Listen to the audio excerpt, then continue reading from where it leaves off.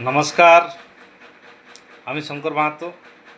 পুরুলিয়া জেলার মধ্যে যেসব জায়গাতে হাট বসে, প্রতি সপ্তাহে 2বার বা ডেলি মার্কেট বসে, সেই জায়গাগুলোতে যারা সবজি বিক্রি করতে আসেন, মাছ মাংস জামাকাপড় বিক্রি করতে আসেন, তাদের কাছ থেকে মাসুল নেওয়া হয়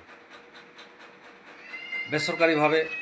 সেই জায়গাগুলোতে জনস্বার্থে সামাজিক দায়িত্ব মনে করে সাধারণ ক্রেতা ও বিক্রেতার স্বার্থে শৌচালয় ও ভালো জলের ব্যবস্থা করা উচিত, কারণ তারা সেই জায়গাগুলোতে উক্ত কাজের জন্য কর প্রদান করে থাকে, তাই তাদের উক্ত সুযোগ সুবিধা পাওয়ার অধিকার আছে।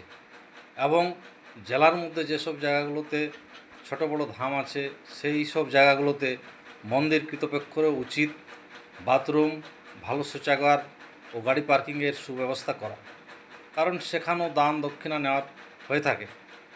তাই জনস্বার্থের কথা ভেবে সামাজিক দায়িত্ব মনে করে উক্ত এলাকাগুলোতে পরিষ্কার পরিচ্ছন্নতার কথা মাথায় রেখে উক্ত বিষয়গুলো ভাবার ও কাজে পরিণত করার প্রয়োজন আছে। জয় হিন্দ, বন্দে মাতরম।